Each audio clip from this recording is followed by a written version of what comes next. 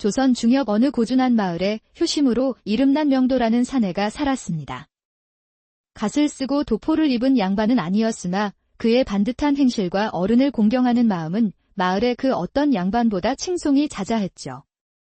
그도 그럴 것이 연로하여 몸져 누운 아버지를 위해 이른 아침부터 산에 올라 약초를 캐고 저작거리에서 품을 팔아번 돈으로 아버지의 약을 다리는 것을 하루도 거르지 않았으니까요. 마을 사람들은 그런 명도를 볼 때마다 칭찬을 아끼지 않았답니다. 저기 명도 서방님 좀 보게. 시전에 가서 일을 하고 오는 길일 텐데 아버님 드릴 고기 한 점을. 저런 효자가 또 없지? 그 부인 복순이도 보통 여인이 아니야. 시아버지 시중을 드는 얼굴에 그늘 한 점이 없구먼. 사람들의 말처럼 명도의 아내 복순 또한 현숙하고 마음이 깊은 여인이었습니다. 서방이 벌어온 쌀로는 먼저 시아버지의 밥을 짓고 자신들은 멀건 죽으로 끼니를 때우면서도 늘 얼굴에 미소가 가득했죠. 그날도 명도는 품팔이를 마치고 집으로 돌아왔습니다. 서방님 어서 오셔요. 아버님께선 조금 전에 약을 드시고 잠이 드셨습니다.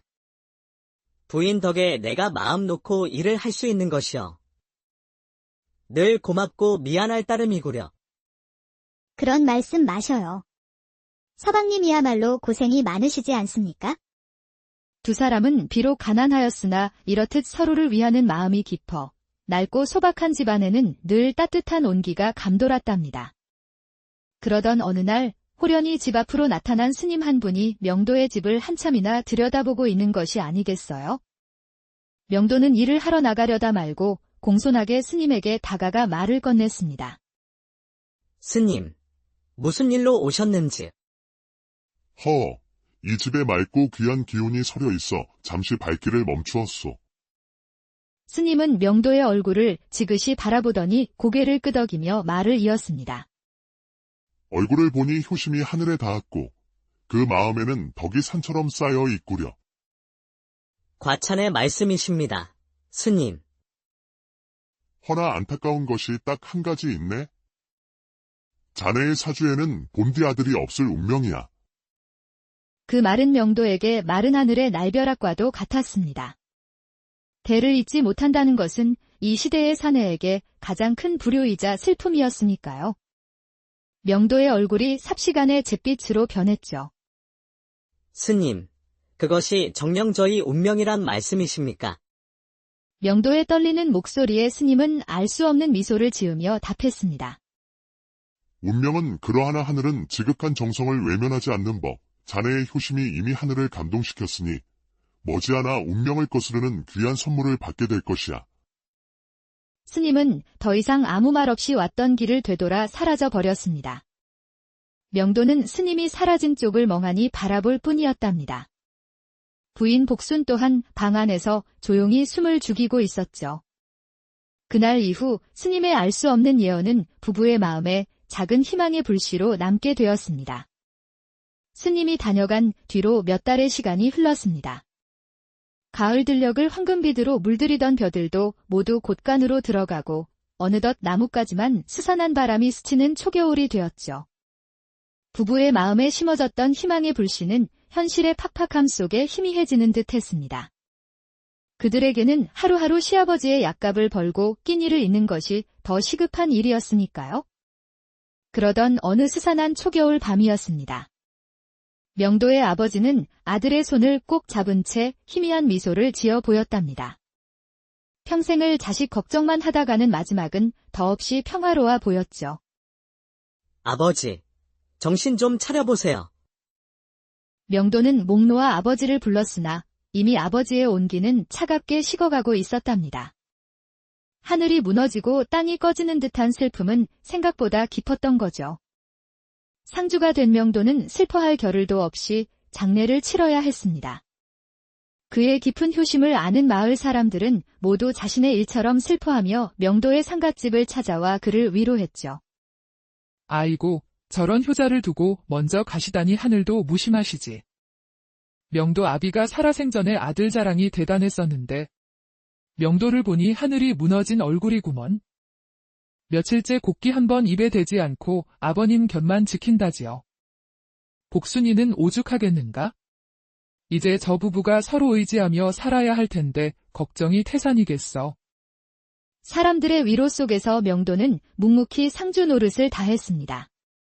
그리고 아버지의 사무제를 마친 그날 밤, 그는 아내 복순을 앞에 앉히고는 어렵게 입을 열었죠. 부인, 내 중대한 결심을 하였소. 어떤 결심이시기에 그리 안색이 어두운 것인가요? 나는 아버님 묘소 곁에서 3년간 심요살이를 해야 할 것 같소. 그 말에 복순은 숨을 헛들이켰습니다. 심요살이란 부모의 묘 옆에 막을 짓고 3년간 머무는 것으로 효심의 가장 큰 표현이긴 했으나 살아있는 사람에게는 죽음과도 같은 고행이었답니다. 더구나 혼인한 지 얼마 되지 않은 아내를 홀로 두고 떠나는 것은 쉬운 결정이 아니었죠. 서방님, 어찌 그런 힘든 결심을 하셨습니까? 서방님의 몸이 먼저 상할까 걱정이 됩니다. 아버님 살아생전 더 따뜻한 밥 한 끼, 더 좋은 옷 한 벌 해드리지 못한 것이 내게는 천추의 한으로 남았소. 일이라도 하지 않으면 내가 평생을 죄인으로 살 것 같구려. 그러니 부디 나를 원망치 말아주시오. 복수는 눈물이 왈칵 쏟아졌지만 서방의 깊은 효심과 슬픔을 누구보다 잘 알기에 그 뜻을 막을 수 없었답니다. 복수는 눈물을 삼키고 남편의 손을 꼭 잡았습니다. 서방님의 그 마음을 제가 어찌 헤아리지 못하겠습니까? 원망이라니요. 당치도 않은 말씀입니다. 부디 몸조심하시어 아버님 곁을 잘 지켜주셔요. 이 집과 살림은 제가 책임지고 지키고 있겠습니다.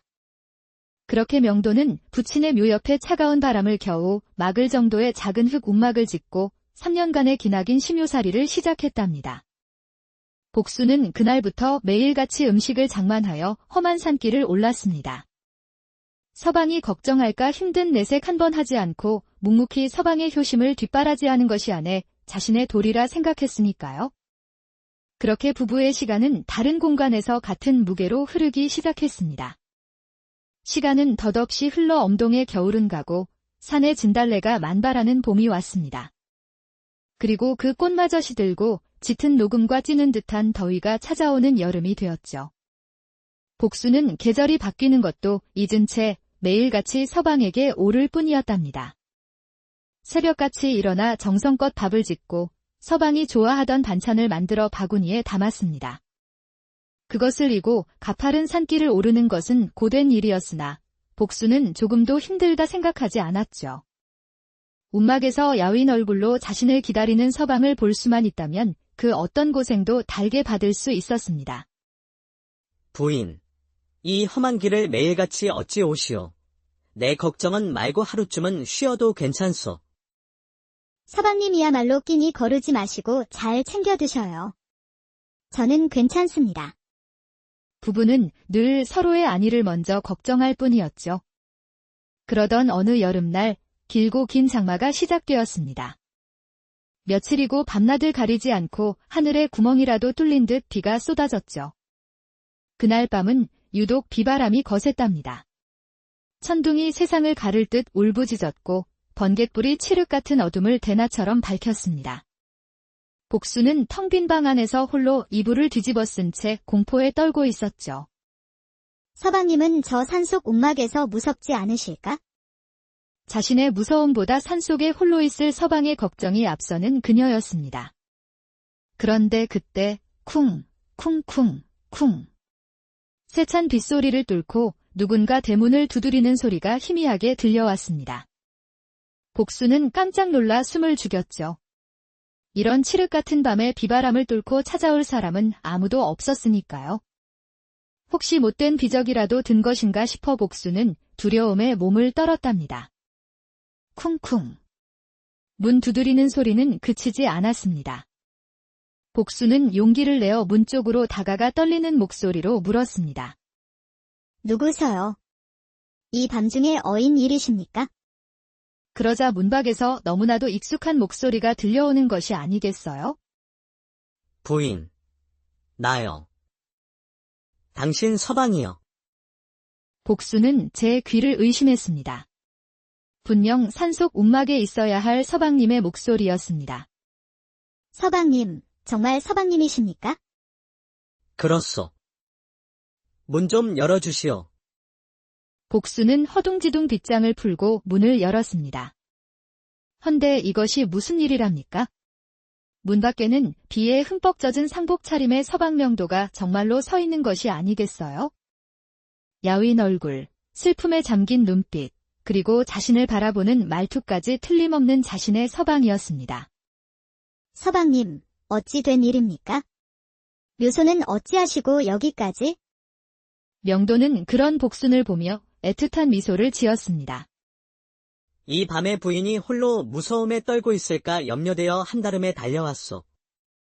복수는 그 말에 그만 참고 있던 눈물을 터뜨리고 말았답니다. 자신을 걱정하여 이 험한 밤길을 달려온 서방이 너무나 고맙고 애틋했으니까요. 그렇게 복수는 서방의 품에 안겨 오랜 외로움을 녹이며 그 밤을 함께 보냈답니다. 요란했던 밤이 지나고 거짓말처럼 맑게 아침이 밝았습니다. 밤새 세상을 두드리던 빗줄기는 멎고 처마 끝에서는 영롱한 물방울이 햇살에 반짝였죠. 복수는 오랜만에 깊고 단잠을 잔 듯 몸이 날아갈 듯 가벼웠습니다. 간밤에 서방의 품에 안겨 느꼈던 따스함과 안도감이 온몸을 포근하게 감싸고 있는 듯 했답니다. 복수는 행복한 미소를 머금은 채 곁에 누워있을 서방을 향해 손을 뻗었습니다. 하지만 손에 잡히는 것은 아무것도 없었죠. 옆자리는 싸늘하게 비어 있었습니다. 서방님. 복수는 놀라 몸을 일으켜 방 안을 둘러보았습니다. 방 안은 언제나처럼 정갈하게 정돈되어 있었고 그가 다녀간 흔적은 어디에도 없었죠. 밤새 비에 젖었을 상복도 흙투성이었을 버선도 보이지 않았답니다. 마치 이 모든 것이 하룻밤의 꿈이었던가 싶을 정도였습니다. 하지만 복순의 몸에는 그가 안아주었던 온기와 귓가에는 그의 다정한 목소리가 생생하게 남아있었죠. 복순은 이내 작게 웃음을 터뜨렸습니다. 서방님도 참 성미가 급하시기는. 행여나 동이 트고 마을 사람들이 볼까 염려되어 기척도 없이 서둘러 가셨나 보구나. 복수는 서방의 깊은 배려심에 다시 한번 가슴이 뭉클해졌습니다. 그녀는 자리에서 일어나 평소보다 더욱 정성껏 아침 식사를 준비하기 시작했죠.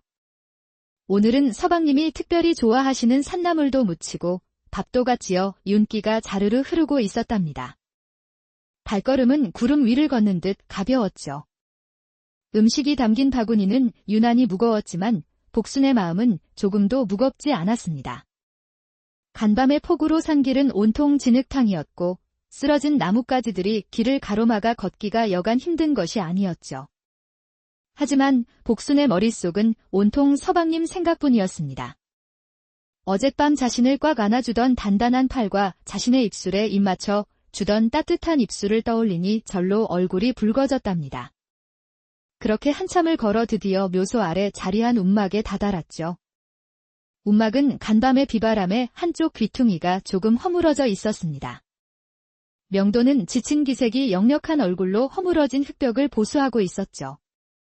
복수는 그 모습에 마음이 짠해져 밝은 목소리로 그를 불렀습니다. 서방님, 저 왔어요. 명도는 복순을 보자마자 하던 일을 멈추고 그녀에게 달려갔습니다. 부인, 길이 많이 미끄러웠을 텐데 고생이 많았구려. 복수는 쑥스럽게 말했습니다. 서방님은 간밤에 잘 돌아가셨습니까? 캄캄한 밤길이 험했을 텐데 걱정이 되어 혼났습니다. 헌데 명도의 표정이 이상했습니다. 그는 복순의 말을 이해하지 못했다는 듯 어리둥절한 얼굴로 되물었죠. 부인, 그게 대체 무슨 말이요? 내가 어디를 갔다가 돌아왔단 말이? 어젯밤에 그 비바람을 뚫고 저를 보러 와주셨지 않습니까? 덕분에 제가 얼마나 마음 편히 잠들었는지 모릅니다. 그 말에 명도의 얼굴이 순식간에 굳어졌습니다. 그는 하던 일을 멈추고 복순에게 다가와 걱정스러운 눈으로 물었습니다. 부인, 정말이요? 혹 꿈이라도 꾼 것이 아니요? 간밤엔 비바람이 어찌나 거세던지 나는 어젯밤 이 움막에서 단 한 발자국도 밖으로 나간 적이 없단 말이요. 순간 복순의 세상이 멈추는 듯 했습니다. 손에 들고 있던 음식 바구니가 땅으로 툭 떨어졌죠. 방금까지 지어온 따끈한 밥과 정성껏 만든 반찬들이 흙바닥 위로 허망하게 쏟아졌습니다. 복순의 귓가에는 서방의 마지막 말만이 계속해서 맴돌았습니다. 단 한 발자국도 밖으로 나간 적이 없다고. 복순은 고개를 들어 서방의 얼굴을 보았습니다. 그의 얼굴에는 거짓이라곤 찾아볼 수 없는 오직 아내를 걱정하는 진심 어린 표정뿐이었죠. 복순은 아무 대답도 하지 못하고 그 자리에 얼어붙고 말았습니다. 어젯밤의 일이 꿈인지 생시인지 서방의 말이 진실인지 거짓인지 아무것도 분간할 수가 없었죠. 다만 정체를 알 수 없는 두려움이 온몸을 덮쳐올 뿐이었답니다. 그날 이후 복순은 시름시름 알아눕고 말았습니다. 밤이 오는 것이 두려웠던 거죠. 어둠이 내리면 그 정체 모를 사내가 다시 문을 두드릴 것만 같았기 때문이죠. 그렇다고 날이 밝는 것이 반가운 것도 아니었습니다. 날이 밝아오면 서방의 음식을 챙겨 산에 가야만 했으니까요. 복순은 자신이 잘못한 것은 없었으나 서방의 얼굴을 볼 자신이 없었답니다. 결국 복순은 산에 오르는 것을 완전히 멈추었습니다. 매일 아침 이웃에 사는 아이에게 푼돈을 쥐어주며 서방의 식사를 부탁했죠. 아주머니, 오늘은 왜 산에 안 가셔? 내가 몸이 좀 좋지 않구나. 이걸 서방님께 잘 가져다 주렴. 명도는 며칠 아내의 얼굴을 보지 못하자 걱정이 되어 결국 산에서 내려왔습니다. 하지만 복순은 아프다는 핑계로 이불을 머리끝까지 뒤집어 쓴 채 서방을 마주하려 하지 않았죠. 부인, 네 왔소. 얼굴 좀 봅시다. 어디가 그리 아픈 것이요? 명도가 이불을 걷어내려 하자 복순은 화들짝 놀라며 그의 손길을 피했습니다. 아닙니다. 괜찮으니 어서 묘소로 돌아가시지요. 명도는 아내가 고된 살림과 마음고생에 몸져누운 것이라 생각했습니다. 그는 아내에 대한 미안함과 안타까움에 무거운 발걸음을 돌릴 뿐이었답니다. 그렇게 한 달이라는 시간이 덧없이 흘렀습니다. 복순의 병세는 조금도 나아지지 않았고 잘 먹지 못해 몸은 점점 더 말라갔죠. 그러던 어느 날 복순은 결국 부엌에서 물을 뜨다가 쓰러지고 말았습니다. 마침 그날도 아내의 상태가 걱정되어 산에서 내려왔던 명도가 그 모습을 발견한 것이죠. 부인, 무슨 일이요? 어디가 아픈 것이요? 명도의 절규가 텅 빈 집안을 울렸답니다. 그는 새하얗게 질린 아내를 안고 방에 눕힌 뒤 마을의 의원을 향해 달려갔습니다. 잠시 후 의원이 명도의 집에 도착했답니다. 명도는 방 안을 초조하게 서성이며 의원이 진맥을 짚는 모습만 바라보고 있었죠. 의원은 한참 동안 눈을 감고 진맥을 보고 있었습니다. 시간이 흐를수록 명도의 심장은 바싹바싹 타 들어가는 듯 했답니다. 의원님, 어디가 많이 아픈 것입니까? 의원은 그런 명도를 보며 고개를 저었습니다. 오히려 집안에 경사가 생긴 듯합니다. 예. 경사라뇨? 제 아내가 지금 숨도 제대로 못 쉬고 있지 않습니까? 명도는 의원의 말을 도무지 이해할 수가 없었습니다. 마님께서 회임을 하셨지요.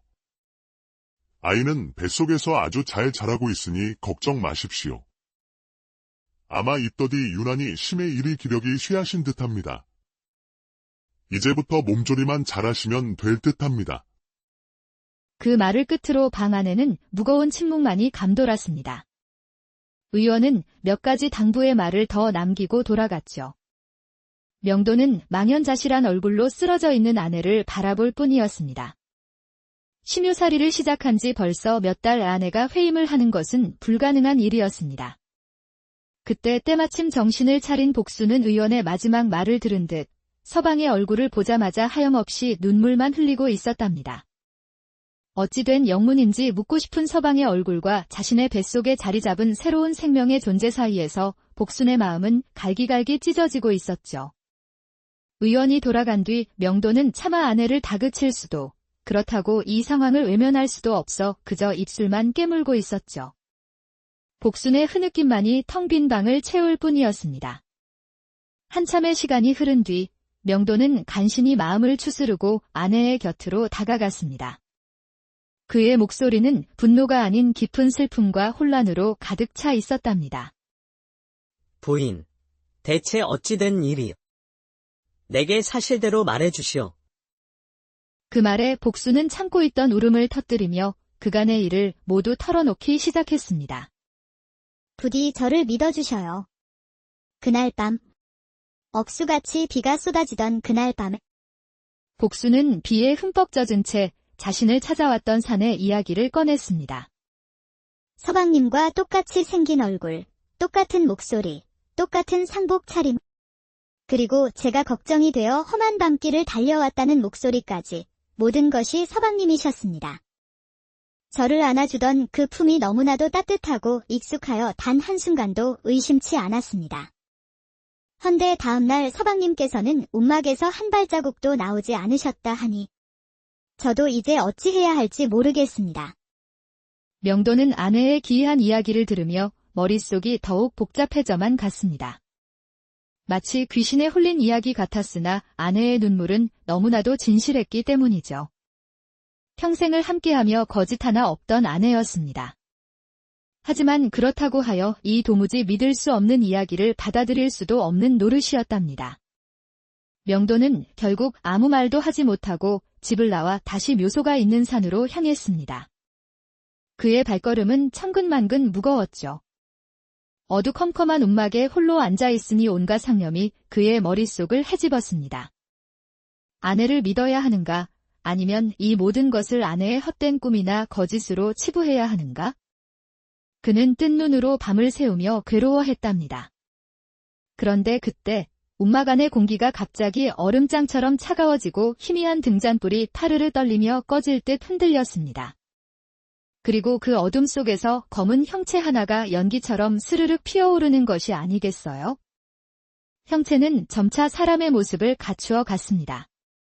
오래된 상복 차림의 얼굴은 희미하여 잘 보이지 않았으나 그에게서 뿜어져 나오는 위험은 이루 말할 수가 없었죠.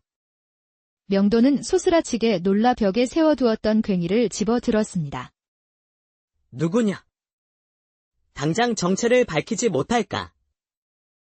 그러자 그 형체는 나직하고도 깊게 울리는 목소리로 입을 열었습니다. 진정하거라. 그 목소리는 이상하게도 두려움이 아닌 아득한 그리움과 편안함을 느끼게 했죠. 나는 너의 증조부이다.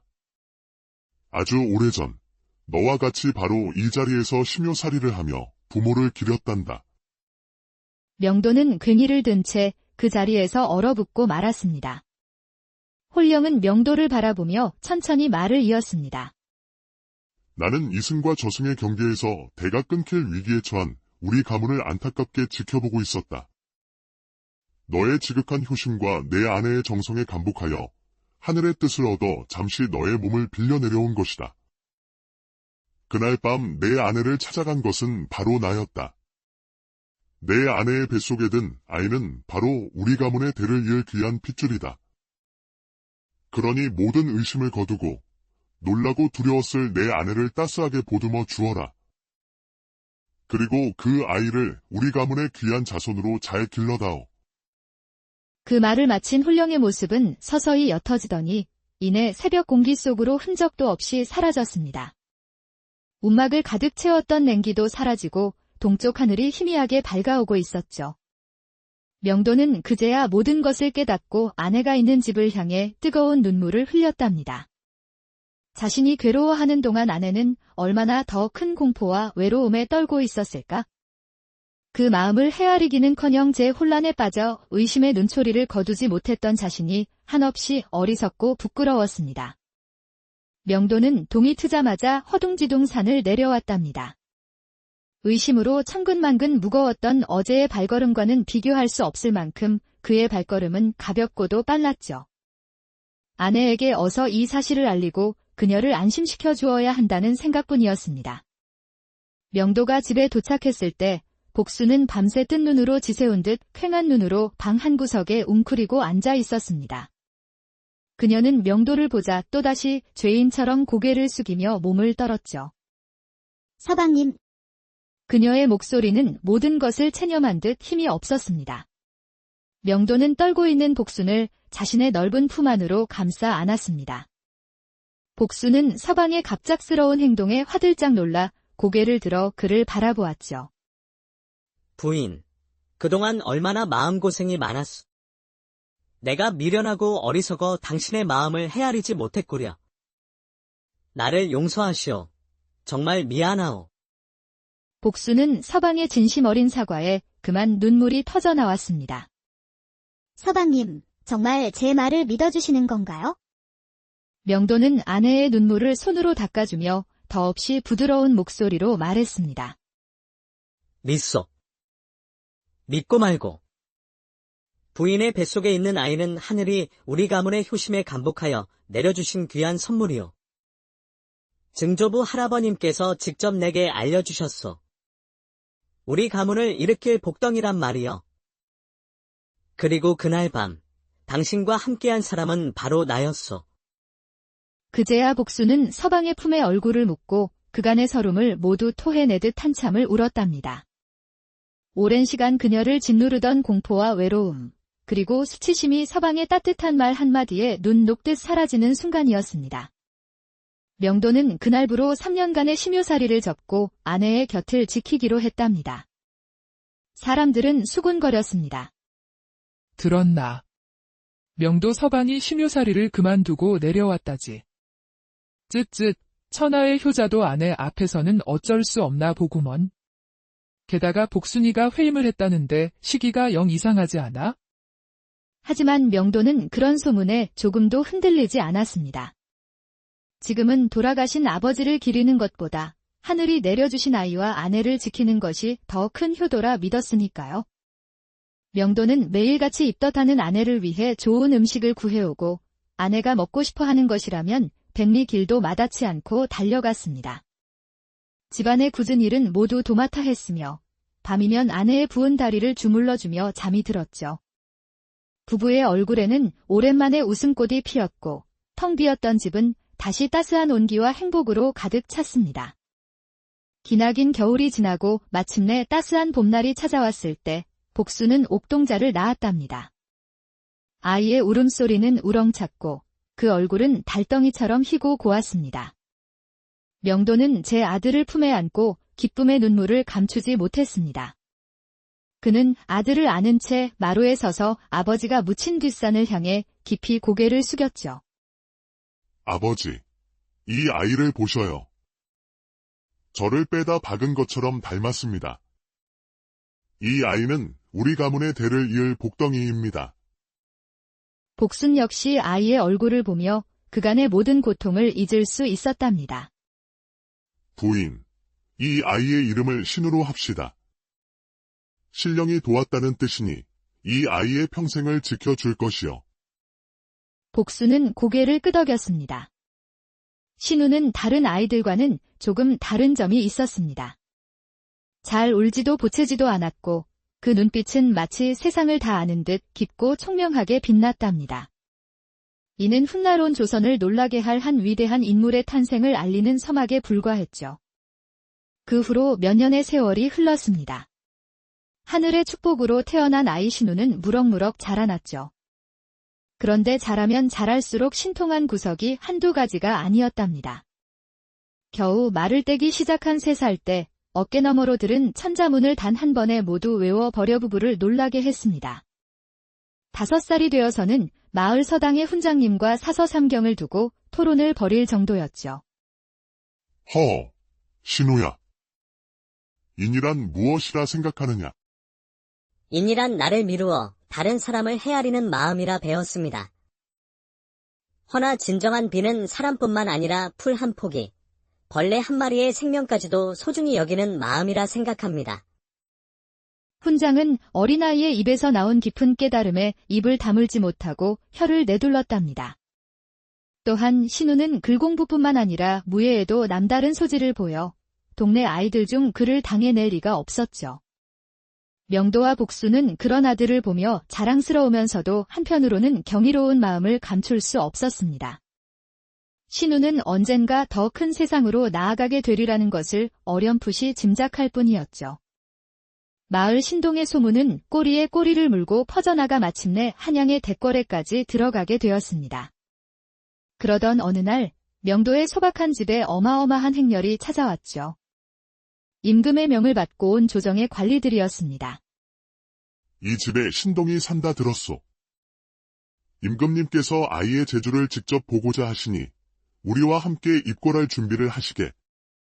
명도와 복수는 올 것이 왔다고 생각했습니다. 어린 아들을 먼 타지로 보내는 것이 마음 아팠지만 아들의 앞길을 막을 수는 없는 노릇이었죠. 부부는 눈물을 머금고 신우를 떠나보냈습니다.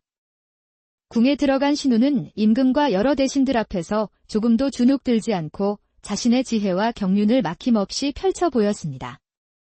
임금은 8살밖에 안 된 신우의 비범함에 크게 감탄하였죠. 과연 하늘이 내린 인재로구나. 과인은 오늘 나라에 큰 기둥을 얻었다. 임금은 그 자리에서 신우를 음보로 뽑아 자신의 곁에 두고 총애했답니다. 또다시 세월이 흘러 신우는 지혜롭고 강직한 청년으로 자라났습니다. 그는 훗날 임금의 곁에서 하늘의 뜻을 읽고 나라의 기륭하복을 살피는 신관이 되어 수많은 국난을 지혜롭게 헤쳐나갔죠. 마을 사람들은 그들의 집을 가리키며 말했습니다. 명돈의 집안은 정말 하늘이 도운 집이야. 저리 훌륭한 아들을 두었으니. 효는 효를 낳고 정성은 혼도 감동시키는 법이라더니 이말 틀린 거 하나 없구먼. 그 후로 명도와 복순의 집은 하늘의 뜻을 받든 집이라는 의미의 봉천가로 불리게 되었습니다. 그 집터는 대대손손 복이 마르지 않는 명당으로 알려졌죠. 그렇게 지극한 효심으로 운명을 바꾼 명도와 복순, 그리고 하늘의 뜻으로 태어나 나라의 기둥이 된 신우의 이야기는 봉천가의 전설이 되어 사람들의 입에 오르내렸습니다. 그리고 조선 중엽 어느 고준한 마을에 효심으로 이름난 명도라는 사내가 살았습니다. 갓을 쓰고 도포를 입은 양반은 아니었으나 그의 반듯한 행실과 어른을 공경하는 마음은 마을의 그 어떤 양반보다 칭송이 자자했죠. 그도 그럴 것이 연로하여 몸져 누운 아버지를 위해 이른 아침부터 산에 올라 약초를 캐고 저작거리에서 품을 팔아번 돈으로 아버지의 약을 다리는 것을 하루도 거르지 않았으니까요.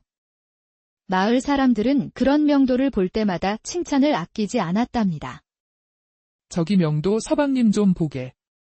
시전에 가서 일을 하고 오는 길일 텐데 아버님 드릴 고기 한 점을. 저런 효자가 또 없지?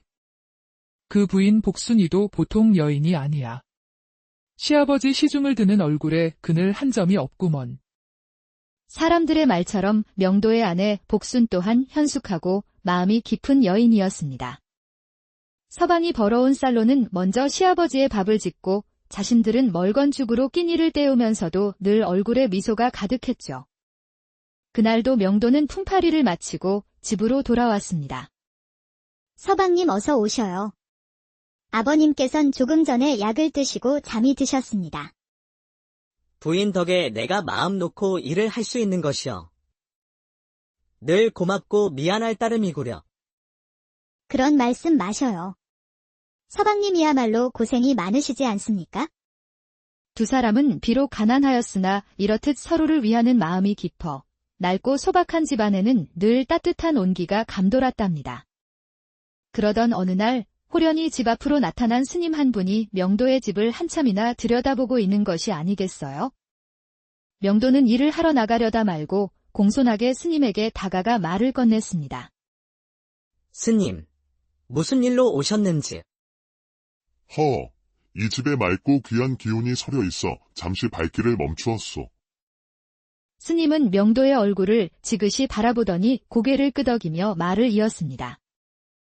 얼굴을 보니 효심이 하늘에 닿았고 그 마음에는 덕이 산처럼 쌓여 있구려. 과찬의 말씀이십니다, 스님. 허나 안타까운 것이 딱 한 가지 있네. 자네의 사주에는 본디 아들이 없을 운명이야. 그 말은 명도에게 마른 하늘의 날벼락과도 같았습니다. 대를 잇지 못한다는 것은 이 시대의 사내에게 가장 큰 불효이자 슬픔이었으니까요. 명도의 얼굴이 삽시간에 잿빛으로 변했죠. 스님, 그것이 정령저희 운명이란 말씀이십니까? 명도의 떨리는 목소리에 스님은 알 수 없는 미소를 지으며 답했습니다. 운명은 그러하나 하늘은 지극한 정성을 외면하지 않는 법, 자네의 효심이 이미 하늘을 감동시켰으니 머지않아 운명을 거스르는 귀한 선물을 받게 될 것이야. 스님은 더 이상 아무 말 없이 왔던 길을 되돌아 사라져 버렸습니다. 명도는 스님이 사라진 쪽을 멍하니 바라볼 뿐이었답니다. 부인 복순 또한 방 안에서 조용히 숨을 죽이고 있었죠. 그날 이후 스님의 알 수 없는 예언은 부부의 마음에 작은 희망의 불씨로 남게 되었습니다. 스님이 다녀간 뒤로 몇 달의 시간이 흘렀습니다. 가을 들녘을 황금비드로 물들이던 벼들도 모두 곳간으로 들어가고 어느덧 나뭇가지만 스산한 바람이 스치는 초겨울이 되었죠. 부부의 마음에 심어졌던 희망의 불씨는 현실의 팍팍함 속에 희미해지는 듯 했습니다. 그들에게는 하루하루 시아버지의 약값을 벌고 끼니를 잇는 것이 더 시급한 일이었으니까요. 그러던 어느 스산한 초겨울 밤이었습니다. 명도의 아버지는 아들의 손을 꼭 잡은 채 희미한 미소를 지어 보였답니다. 평생을 자식 걱정만 하다가는 마지막은 더없이 평화로워 보였죠. 아버지, 정신 좀 차려보세요. 명도는 목 놓아 아버지를 불렀으나 이미 아버지의 온기는 차갑게 식어가고 있었답니다. 하늘이 무너지고 땅이 꺼지는 듯한 슬픔은 생각보다 깊었던 거죠. 상주가 된 명도는 슬퍼할 겨를도 없이 장례를 치러야 했습니다. 그의 깊은 효심을 아는 마을 사람들은 모두 자신의 일처럼 슬퍼하며 명도의 상갓집을 찾아와 그를 위로했죠.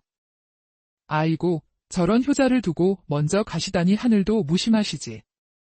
명도 아비가 살아생전에 아들 자랑이 대단했었는데 명도를 보니 하늘이 무너진 얼굴이구먼. 며칠째 곡기 한 번 입에 대지 않고 아버님 곁만 지킨다지요. 복순이는 오죽하겠는가? 이제 저 부부가 서로 의지하며 살아야 할 텐데 걱정이 태산이겠어. 사람들의 위로 속에서 명도는 묵묵히 상주 노릇을 다했습니다. 그리고 아버지의 사무제를 마친 그날 밤, 그는 아내 복순을 앞에 앉히고는 어렵게 입을 열었죠. 부인, 내 중대한 결심을 하였소. 어떤 결심이시기에 그리 안색이 어두운 것인가요?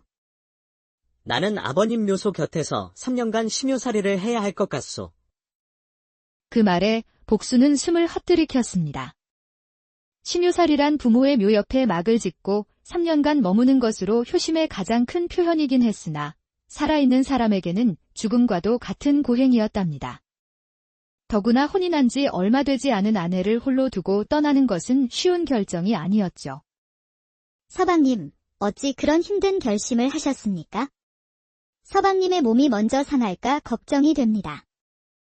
아버님 살아생전 더 따뜻한 밥 한 끼, 더 좋은 옷 한 벌 해드리지 못한 것이 내게는 천추의 한으로 남았소. 일이라도 하지 않으면 내가 평생을 죄인으로 살 것 같구려. 그러니 부디 나를 원망치 말아주시오. 복수는 눈물이 왈칵 쏟아졌지만 서방의 깊은 효심과 슬픔을 누구보다 잘 알기에 그 뜻을 막을 수 없었답니다. 복수는 눈물을 삼키고 남편의 손을 꼭 잡았습니다. 서방님의 그 마음을 제가 어찌 헤아리지 못하겠습니까? 원망이라니요. 당치도 않은 말씀입니다. 부디 몸조심하시어 아버님 곁을 잘 지켜주셔요. 이 집과 살림은 제가 책임지고 지키고 있겠습니다. 그렇게 명도는 부친의 묘 옆에 차가운 바람을 겨우 막을 정도의 작은 흙 움막을 짓고 3년간의 기나긴 심요살이를 시작했답니다. 복수는 그날부터 매일같이 음식을 장만하여 험한 산길을 올랐습니다. 서방이 걱정할까 힘든 내색 한 번 하지 않고 묵묵히 서방의 효심을 뒷바라지하는 것이 아내 자신의 도리라 생각했으니까요. 그렇게 부부의 시간은 다른 공간에서 같은 무게로 흐르기 시작했습니다. 시간은 덧없이 흘러 엄동의 겨울은 가고 산의 진달래가 만발하는 봄이 왔습니다. 그리고 그 꽃마저 시들고 짙은 녹음과 찌는 듯한 더위가 찾아오는 여름이 되었죠. 복수는 계절이 바뀌는 것도 잊은 채 매일같이 서방에게 오를 뿐이었답니다. 새벽같이 일어나 정성껏 밥을 짓고 서방이 좋아하던 반찬을 만들어 바구니에 담았습니다. 그것을 이고 가파른 산길을 오르는 것은 고된 일이었으나 복수는 조금도 힘들다 생각하지 않았죠. 움막에서 야윈 얼굴로 자신을 기다리는 서방을 볼 수만 있다면 그 어떤 고생도 달게 받을 수 있었습니다. 부인, 이 험한 길을 매일같이 어찌 오시오. 내 걱정은 말고 하루쯤은 쉬어도 괜찮소. 서방님이야말로 끼니 거르지 마시고 잘 챙겨 드셔요. 저는 괜찮습니다. 부부는 늘 서로의 안위를 먼저 걱정할 뿐이었죠. 그러던 어느 여름날 길고 긴 장마가 시작되었습니다. 며칠이고 밤낮을 가리지 않고 하늘에 구멍이라도 뚫린 듯 비가 쏟아졌죠. 그날 밤은 유독 비바람이 거셌답니다. 천둥이 세상을 가를 듯 울부짖었고 번갯불이 칠흑 같은 어둠을 대낮처럼 밝혔습니다. 복수는 텅 빈 방 안에서 홀로 이불을 뒤집어 쓴 채 공포에 떨고 있었죠. 서방님은 저 산속 움막에서 무섭지 않으실까? 자신의 무서움보다 산속에 홀로 있을 서방의 걱정이 앞서는 그녀였습니다. 그런데 그때 쿵, 쿵쿵, 쿵. 세찬 빗소리를 뚫고 누군가 대문을 두드리는 소리가 희미하게 들려왔습니다. 복수는 깜짝 놀라 숨을 죽였죠. 이런 칠흑 같은 밤에 비바람을 뚫고 찾아올 사람은 아무도 없었으니까요. 혹시 못된 비적이라도 든 것인가 싶어 복수는 두려움에 몸을 떨었답니다. 쿵쿵. 문 두드리는 소리는 그치지 않았습니다. 복수는 용기를 내어 문 쪽으로 다가가 떨리는 목소리로 물었습니다. 누구세요? 이 밤중에 어인 일이십니까? 그러자 문밖에서 너무나도 익숙한 목소리가 들려오는 것이 아니겠어요? 부인, 나요. 당신 서방이요. 복수는 제 귀를 의심했습니다. 분명 산속 움막에 있어야 할 서방님의 목소리였습니다. 서방님, 정말 서방님이십니까? 그렇소. 문 좀 열어주시오. 복수는 허둥지둥 빗장을 풀고 문을 열었습니다. 헌데 이것이 무슨 일이랍니까? 문 밖에는 비에 흠뻑 젖은 상복 차림의 서방명도가 정말로 서 있는 것이 아니겠어요? 야윈 얼굴, 슬픔에 잠긴 눈빛, 그리고 자신을 바라보는 말투까지 틀림없는 자신의 서방이었습니다. 서방님, 어찌 된 일입니까? 묘소는 어찌하시고 여기까지? 명도는 그런 복순을 보며 애틋한 미소를 지었습니다. 이 밤에 부인이 홀로 무서움에 떨고 있을까 염려되어 한달음에 달려왔소. 복수는 그 말에 그만 참고 있던 눈물을 터뜨리고 말았답니다. 자신을 걱정하여 이 험한 밤길을 달려온 서방이 너무나 고맙고 애틋했으니까요. 그렇게 복수는 서방의 품에 안겨 오랜 외로움을 녹이며 그 밤을 함께 보냈답니다. 요란했던 밤이 지나고 거짓말처럼 맑게 아침이 밝았습니다. 밤새 세상을 두드리던 빗줄기는 멎고 처마 끝에서는 영롱한 물방울이 햇살에 반짝였죠. 복수는 오랜만에 깊고 단잠을 잔 듯 몸이 날아갈 듯 가벼웠습니다. 간밤에 서방의 품에 안겨 느꼈던 따스함과 안도감이 온몸을 포근하게 감싸고 있는 듯 했답니다. 복수는 행복한 미소를 머금은 채 곁에 누워있을 서방을 향해 손을 뻗었습니다. 하지만 손에 잡히는 것은 아무것도 없었죠. 옆자리는 싸늘하게 비어 있었습니다. 서방님. 복수는 놀라 몸을 일으켜 방 안을 둘러보았습니다. 방 안은 언제나처럼 정갈하게 정돈되어 있었고 그가 다녀간 흔적은 어디에도 없었죠. 밤새 비에 젖었을 상복도 흙투성이었을 버선도 보이지 않았답니다. 마치 이 모든 것이 하룻밤의 꿈이었던가 싶을 정도였습니다. 하지만 복순의 몸에는 그가 안아주었던 온기와 귓가에는 그의 다정한 목소리가 생생하게 남아있었죠. 복순은 이내 작게 웃음을 터뜨렸습니다. 서방님도 참 성미가 급하시기는. 행여나 동이 트고 마을 사람들이 볼까 염려되어 기척도 없이 서둘러 가셨나 보구나. 복수는 서방의 깊은 배려심에 다시 한번 가슴이 뭉클해졌습니다. 그녀는 자리에서 일어나 평소보다 더욱 정성껏 아침 식사를 준비하기 시작했죠. 오늘은 서방님이 특별히 좋아하시는 산나물도 무치고 밥도 같지어 윤기가 자르르 흐르고 있었답니다. 발걸음은 구름 위를 걷는 듯 가벼웠죠. 음식이 담긴 바구니는 유난히 무거웠지만 복순의 마음은 조금도 무겁지 않았습니다. 간밤의 폭우로 산 길은 온통 진흙탕이었고 쓰러진 나뭇가지들이 길을 가로막아 걷기가 여간 힘든 것이 아니었죠. 하지만 복순의 머릿속은 온통 서방님 생각뿐이었습니다. 어젯밤 자신을 꽉 안아주던 단단한 팔과 자신의 입술에 입 맞춰 주던 따뜻한 입술을 떠올리니 절로 얼굴이 붉어졌답니다. 그렇게 한참을 걸어 드디어 묘소 아래 자리한 움막에 다다랐죠. 움막은 간밤의 비바람에 한쪽 귀퉁이가 조금 허물어져 있었습니다. 명도는 지친 기색이 역력한 얼굴로 허물어진 흙벽을 보수하고 있었죠. 복수는 그 모습에 마음이 짠해져 밝은 목소리로 그를 불렀습니다. 서방님, 저 왔어요. 명도는 복순을 보자마자 하던 일을 멈추고 그녀에게 달려갔습니다. 부인, 길이 많이 미끄러웠을 텐데 고생이 많았구려. 복순은 쑥스럽게 말했습니다. 서방님은 간밤에 잘 돌아가셨습니까? 캄캄한 밤길이 험했을 텐데 걱정이 되어 혼났습니다.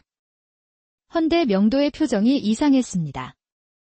그는 복순의 말을 이해하지 못했다는 듯 어리둥절한 얼굴로 되물었죠. 부인, 그게 대체 무슨 말이요? 내가 어디를 갔다가 돌아왔단 말이? 어젯밤에 그 비바람을 뚫고 저를 보러 와주셨지 않습니까? 덕분에 제가 얼마나 마음 편히 잠들었는지 모릅니다. 그 말에 명도의 얼굴이 순식간에 굳어졌습니다. 그는 하던 일을 멈추고 복순에게 다가와 걱정스러운 눈으로 물었습니다. 부인, 정말이요? 혹 꿈이라도 꾼 것이 아니요? 간밤엔 비바람이 어찌나 거세던지 나는 어젯밤 이 움막에서 단 한 발자국도 밖으로 나간 적이 없단 말이요. 순간 복순의 세상이 멈추는 듯 했습니다. 손에 들고 있던 음식 바구니가 땅으로 툭 떨어졌죠. 방금까지 지어온 따끈한 밥과 정성껏 만든 반찬들이 흙바닥 위로 허망하게 쏟아졌습니다. 복순의 귓가에는 서방의 마지막 말만이 계속해서 맴돌았습니다. 단 한 발자국도 밖으로 나간 적이 없다고. 복순은 고개를 들어 서방의 얼굴을 보았습니다. 그의 얼굴에는 거짓이라곤 찾아볼 수 없는 오직 아내를 걱정하는 진심 어린 표정뿐이었죠. 복순은 아무 대답도 하지 못하고 그 자리에 얼어붙고 말았습니다. 어젯밤의 일이 꿈인지 생시인지 서방의 말이 진실인지 거짓인지 아무것도 분간할 수가 없었죠. 다만 정체를 알 수 없는 두려움이 온몸을 덮쳐올 뿐이었답니다. 그날 이후 복순은 시름시름 알아눕고 말았습니다. 밤이 오는 것이 두려웠던 거죠. 어둠이 내리면 그 정체 모를 사내가 다시 문을 두드릴 것만 같았기 때문이죠. 그렇다고 날이 밝는 것이 반가운 것도 아니었습니다. 날이 밝아오면 서방의 음식을 챙겨 산에 가야만 했으니까요. 복순은 자신이 잘못한 것은 없었으나 서방의 얼굴을 볼 자신이 없었답니다. 결국 복순은 산에 오르는 것을 완전히 멈추었습니다. 매일 아침 이웃에 사는 아이에게 푼돈을 쥐어주며 서방의 식사를 부탁했죠. 아주머니, 오늘은 왜 산에 안 가셔? 내가 몸이 좀 좋지 않구나. 이걸 서방님께 잘 가져다 주렴. 명도는 며칠 아내의 얼굴을 보지 못하자 걱정이 되어 결국 산에서 내려왔습니다. 하지만 복순은 아프다는 핑계로 이불을 머리끝까지 뒤집어 쓴 채 서방을 마주하려 하지 않았죠. 부인, 네 왔소. 얼굴 좀 봅시다. 어디가 그리 아픈 것이요? 명도가 이불을 걷어내려 하자 복순은 화들짝 놀라며 그의 손길을 피했습니다. 아닙니다. 괜찮으니 어서 묘소로 돌아가시지요. 명도는 아내가 고된 살림과 마음고생에 몸져누운 것이라 생각했습니다. 그는 아내에 대한 미안함과 안타까움에 무거운 발걸음을 돌릴 뿐이었답니다. 그렇게 한 달이라는 시간이 덧없이 흘렀습니다. 복순의 병세는 조금도 나아지지 않았고 잘 먹지 못해 몸은 점점 더 말라갔죠. 그러던 어느 날 복수는 결국 부엌에서 물을 뜨다가 쓰러지고 말았습니다. 마침 그날도 아내의 상태가 걱정되어 산에서 내려왔던 명도가 그 모습을 발견한 것이죠. 부인. 무슨 일이요? 어디가 아픈 것이요? 명도의 절규가 텅 빈 집안을 울렸답니다.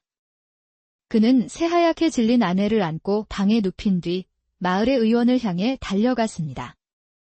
잠시 후 의원이 명도의 집에 도착했답니다. 명도는 방 안을 초조하게 서성이며 의원이 진맥을 짚는 모습만 바라보고 있었죠. 의원은 한참 동안 눈을 감고 진맥을 보고 있었습니다. 시간이 흐를수록 명도의 심장은 바싹바싹 타 들어가는 듯 했답니다.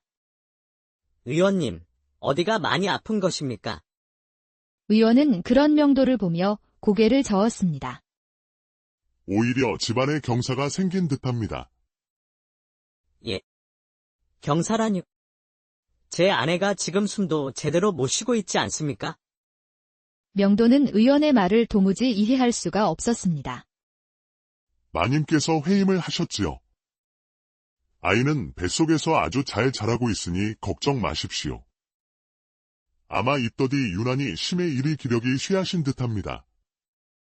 이제부터 몸조리만 잘하시면 될 듯합니다. 그 말을 끝으로 방 안에는 무거운 침묵만이 감돌았습니다. 의원은 몇 가지 당부의 말을 더 남기고 돌아갔죠. 명도는 망연자실한 얼굴로 쓰러져 있는 아내를 바라볼 뿐이었습니다. 심유살이를 시작한 지 벌써 몇 달 아내가 회임을 하는 것은 불가능한 일이었습니다. 그때 때마침 정신을 차린 복수는 의원의 마지막 말을 들은 듯 서방의 얼굴을 보자마자 하염없이 눈물만 흘리고 있었답니다. 어찌된 영문인지 묻고 싶은 서방의 얼굴과 자신의 뱃속에 자리 잡은 새로운 생명의 존재 사이에서 복순의 마음은 갈기갈기 찢어지고 있었죠. 의원이 돌아간 뒤 명도는 차마 아내를 다그칠 수도, 그렇다고 이 상황을 외면할 수도 없어 그저 입술만 깨물고 있었죠. 복순의 흐느낌만이 텅 빈 방을 채울 뿐이었습니다. 한참의 시간이 흐른 뒤 명도는 간신히 마음을 추스르고 아내의 곁으로 다가갔습니다. 그의 목소리는 분노가 아닌 깊은 슬픔과 혼란으로 가득 차 있었답니다. 부인, 대체 어찌된 일이요? 내게 사실대로 말해주시오. 그 말에 복수는 참고 있던 울음을 터뜨리며 그간의 일을 모두 털어놓기 시작했습니다. 부디 저를 믿어주셔요. 그날 밤, 억수같이 비가 쏟아지던 그날 밤에 복수는 비에 흠뻑 젖은 채 자신을 찾아왔던 산의 이야기를 꺼냈습니다. 서방님과 똑같이 생긴 얼굴, 똑같은 목소리, 똑같은 상복 차림, 그리고 제가 걱정이 되어 험한 밤길을 달려왔다는 목소리까지 모든 것이 서방님이셨습니다. 저를 안아주던 그 품이 너무나도 따뜻하고 익숙하여 단 한순간도 의심치 않았습니다. 헌데 다음날 서방님께서는 움막에서 한 발자국도 나오지 않으셨다 하니 저도 이제 어찌해야 할지 모르겠습니다. 명도는 아내의 기이한 이야기를 들으며 머릿속이 더욱 복잡해져만 갔습니다. 마치 귀신에 홀린 이야기 같았으나 아내의 눈물은 너무나도 진실했기 때문이죠. 평생을 함께하며 거짓 하나 없던 아내였습니다. 하지만 그렇다고 하여 이 도무지 믿을 수 없는 이야기를 받아들일 수도 없는 노릇이었답니다. 명도는 결국 아무 말도 하지 못하고 집을 나와 다시 묘소가 있는 산으로 향했습니다. 그의 발걸음은 천근만근 무거웠죠.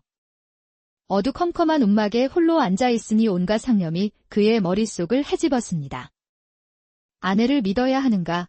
아니면 이 모든 것을 아내의 헛된 꿈이나 거짓으로 치부해야 하는가? 그는 뜬 눈으로 밤을 새우며 괴로워했답니다. 그런데 그때 움막 안의 공기가 갑자기 얼음장처럼 차가워지고 희미한 등잔불이 파르르 떨리며 꺼질 듯 흔들렸습니다. 그리고 그 어둠 속에서 검은 형체 하나가 연기처럼 스르륵 피어오르는 것이 아니겠어요? 형체는 점차 사람의 모습을 갖추어 갔습니다. 오래된 상복 차림의 얼굴은 희미하여 잘 보이지 않았으나 그에게서 뿜어져 나오는 위험은 이루 말할 수가 없었죠. 명도는 소스라치게 놀라 벽에 세워두었던 괭이를 집어들었습니다. 누구냐? 당장 정체를 밝히지 못할까? 그러자 그 형체는 나직하고도 깊게 울리는 목소리로 입을 열었습니다. 진정하거라. 그 목소리는 이상하게도 두려움이 아닌 아득한 그리움과 편안함을 느끼게 했죠. 나는 너의 증조부이다. 아주 오래전 너와 같이 바로 이 자리에서 심요살이를 하며 부모를 기렸단다. 명도는 괭이를 든 채 그 자리에서 얼어붙고 말았습니다. 홀령은 명도를 바라보며 천천히 말을 이었습니다. 나는 이승과 저승의 경계에서 대가 끊길 위기에 처한 우리 가문을 안타깝게 지켜보고 있었다.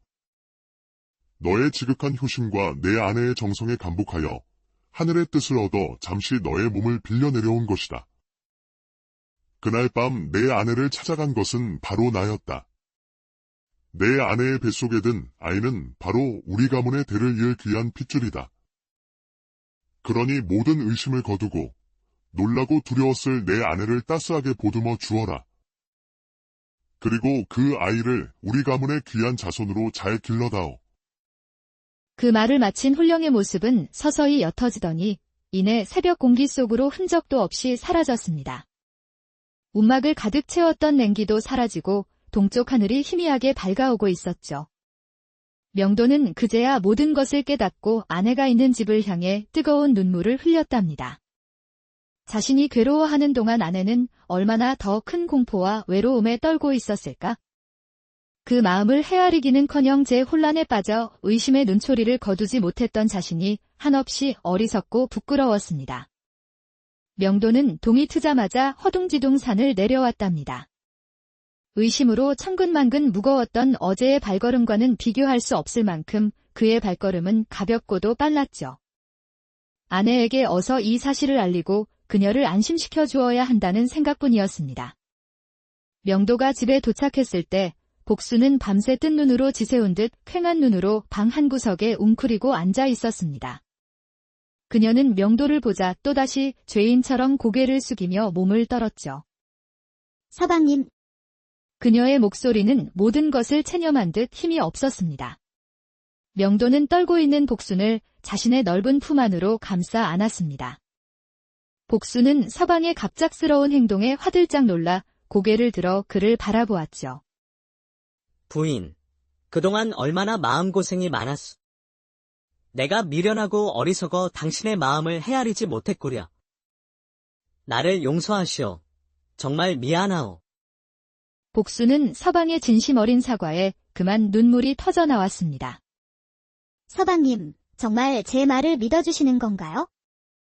명도는 아내의 눈물을 손으로 닦아주며 더없이 부드러운 목소리로 말했습니다.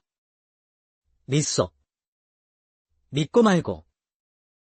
부인의 뱃속에 있는 아이는 하늘이 우리 가문의 효심에 감복하여 내려주신 귀한 선물이오. 증조부 할아버님께서 직접 내게 알려주셨소. 우리 가문을 일으킬 복덩이란 말이요.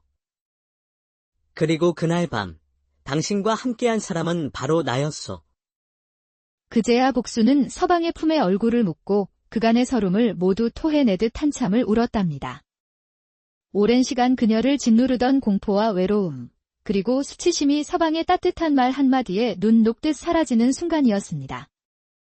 명도는 그날부로 3년간의 심요살이를 접고 아내의 곁을 지키기로 했답니다. 사람들은 수군거렸습니다.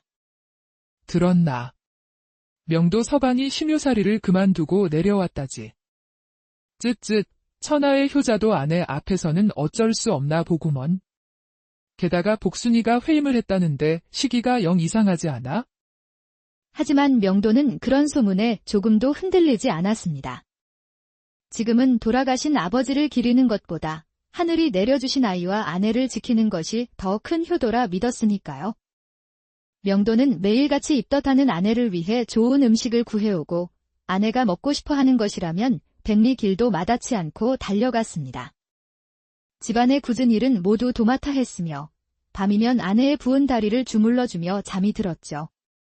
부부의 얼굴에는 오랜만에 웃음꽃이 피었고 텅 비었던 집은 다시 따스한 온기와 행복으로 가득 찼습니다. 기나긴 겨울이 지나고 마침내 따스한 봄날이 찾아왔을 때 복수는 옥동자를 낳았답니다. 아이의 울음소리는 우렁찼고 그 얼굴은 달덩이처럼 희고 고왔습니다. 명도는 제 아들을 품에 안고 기쁨의 눈물을 감추지 못했습니다. 그는 아들을 안은 채 마루에 서서 아버지가 묻힌 뒷산을 향해 깊이 고개를 숙였죠.